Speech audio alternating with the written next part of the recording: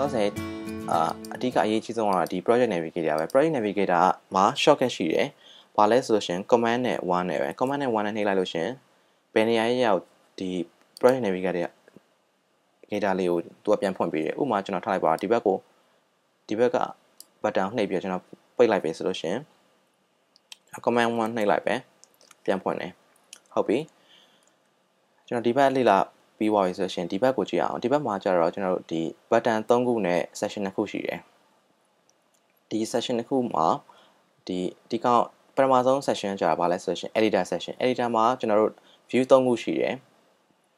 view 3ခုကဒါ loss ဒီ view ကနှိပ်ထားတဲ့အတွက်ကျွန်တော်ဒီ view current view ပေါ့နော်ဒီ editor view ကိုပေါ့နှိပ်ချင်တယ်ဆိုလို့ရှင်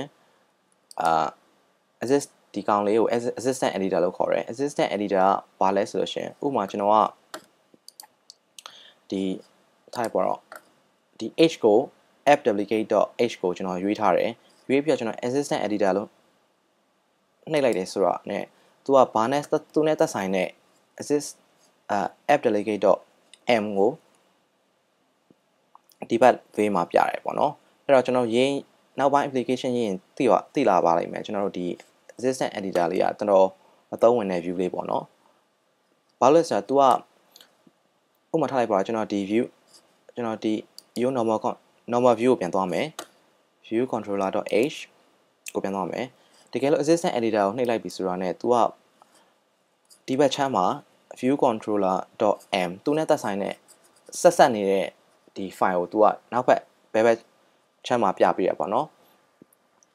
ဒီ button လေး3ခုကဘာလဲဆိုလို့ရှိရင်ဘာမှမဟုတ် view ကိုကျွန်တော်ကစားလို့ရတဲ့view ကိုကစားလို့ရတဲ့ဒီ button လေးတွေပဲပေါ့နော်ဘာလဲဆိုဥပမာကျွန်တော်ဒီဘက်ကိုနှိပ်ထားရဆိုလို့ရှိရင်ဘယ်ဘက်ချမ်းကိုကျွန်တော်ဖုံးနေတယ်ဆိုလို့ရှိရင်ဒီဘက်ပြန်နှိပ်လို့ရှိရင်ကျွန်တော်သူပြန်ဖုံးသွားမယ်ထုံနေတူဆိုတာပဲဒီအလဲအခါကျတော့အောက်ခြေကိုသူကဟိုပေးထား highlight ပေးထားတယ်အဲ့ဒါတော့အောက်က view လေးကိုကျွန်တော်တို့ဟိုကစားလို့ရတယ်ပေါ့နော်နောက်ထုံနေတူဆိုတာပဲဒီညာဘက်က view ကိုကျွန်တော်တို့ hide လုပ်ချင်တယ် show လုပ်ချင်တယ်ဆိုလို့ရှိရင်ကျွန်တော်ဒီ button လေးကိုသုံးလို့ရတယ် okay ကျွန်တော်ဒီ section ကိုလေ့လာမယ်ဆိုလို့ရှိရင်ဒီ section ဘယ်လိုခေါ်လဲဆိုတော့ inspector view လို့ခေါ်တယ် inspector view လို့ခေါ်တယ်ဒီအောက်ကကျတော့ object library လို့ခေါ်တယ်ဒီ section ကိုကျတော့ library လို့ခေါ်တယ်ဥပမာဒီ section မှာဒီဘက်ကနေတစ်ချမ်းလို့ရှိရင်ဒါကို inspector view ဒီဘက်ကကျတော့ object library လို့ခေါ်တယ်เนาะ okay ကျွန်တော်ဘာလဲဆိုတော့ကျွန်တော်ပြမယ် inspector view ကဘာလဲဆိုလို့ရှိရင်ကျွန်တော်တို့ရဲ့ဒီ object ရဲ့ property ကိုကျွန်တော်တို့ပြောင်းပေးခြင်းပေါ့เนาะဥပမာကျွန်တော်ထားလိုက်ပါတော့ဒီ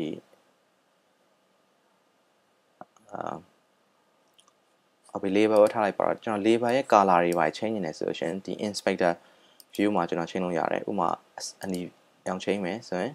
အနီရောင် font size font ပို့ပြောင်းမယ်အဲ့ဒါတွေကိုကျွန်တော်ဒီ inspector view မှာ change တယ်ဒီ object library ကကျွန်တော်ခုနပြပြီးသားကျွန်တော်ဒီ project ရဲ့ဒီ project မှာ interface ဆောက်ချင်တယ်လို့ interface ဆောက်မယ်လို့ဆိုရှင်ကျွန်တော်တို့သုံးတဲ့ object တွေကိုဒီကနေယူသုံးလို့ object library နဲ့ယူသုံးလို့ရတယ် object ဒီ library section မှာလည်းဒီ4 section 4ခုရှိရခင်ဗျာဒီဘက်ကကျတော့ဒီအရှေ့ဆုံးကကျတော့file template ပေါ့နော် file template library ဒီဘက်ကကျဒုတိယဟာကျတော့ code snippet လို့ခေါ်တယ်တတိယကျတော့ကျွန်တော်ဒီ logic အခုကျွန်တော်ပြတဲ့ဒီ object library နံပါတ်4ကကျတော့media library လို့ခေါ်တယ် media library ကဘာလဲဆိုဥပမာကျွန်တော်တို့ဒီပုံတွေပေါ့နော်ဒီ image တွေ application မှာသုံးမဲ့ image တွေဒီ video file တွေဘာတွေကိုဒီ media library က display လုပ်တယ် okay ကျွန်တော်တို့ဒီနောက်ပြီးလို့ရှင်ဘာခုပြခြင်းလဲဆိုတော့ဥပမာကျွန်တော်ရဲ့ဒီကုတ်ကလေးတွေကကျွန်တော်အရင်သေးနေလို့ထင်တယ်ပေါ့နော်အဲ့ဒါကိုကျွန်တော်ဘယ်လိုကြည့်မလဲဆိုလို့ရှင်ဒီ xcode ကိုသွား xcode က preferences ကိုသွားပြီးလို့ရှင်ကျွန်တော် font and color မှာကျွန်တော်အကုန်လုံးကိုကျွန်တော်ရွေးလိုက်မယ်ရွေးပြီးလို့ရှင်ကျွန်တော် font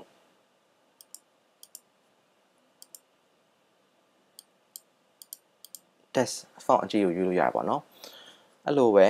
ကျွန်တော်ဒီ color change နေဆိုလို့ရှိရင်ကျွန်တော်ဒီ color နောက်ခံ background ကိုကျွန်တော်အမဲမှာလိုချင်နေဆိုလို့ရှိရင်ကျွန်တော်ဒီအမဲချင်းလို့ရတယ်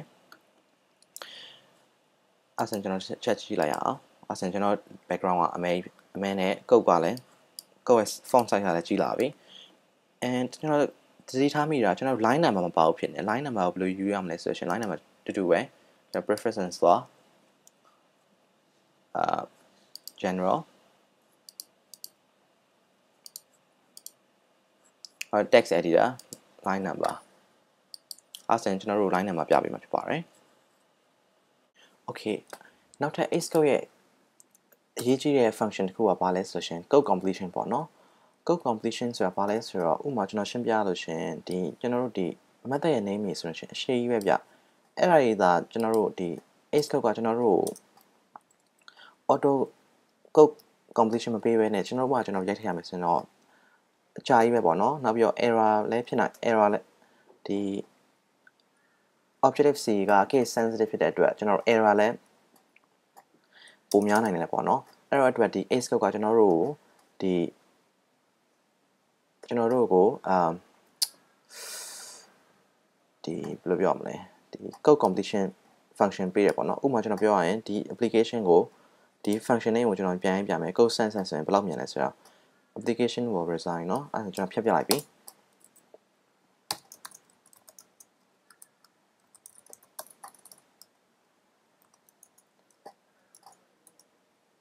ကျွန်တော် tab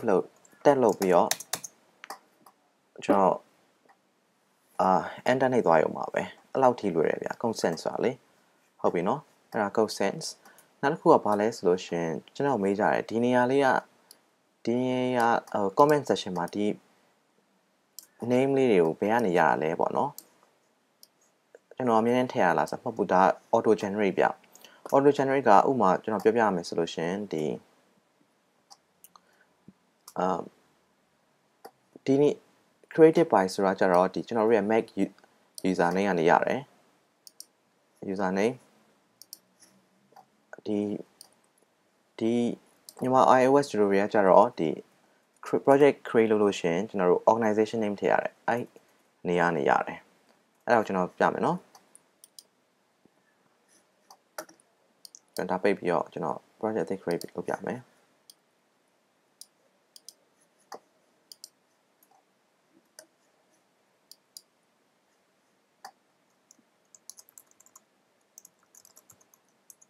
organization name ကိုထားလိုက်ပါတော့Facebook ပေါ့ Facebook ဆိုရင်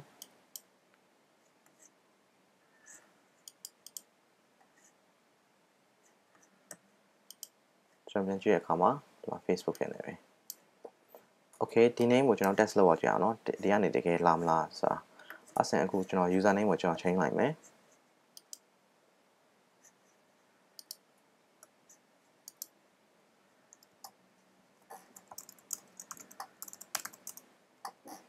user name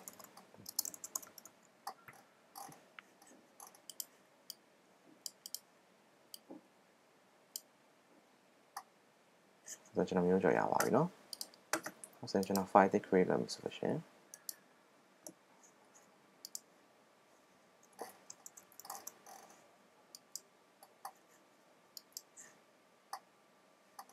ကျွန်တော်ကြည့်လို့ရှိရင်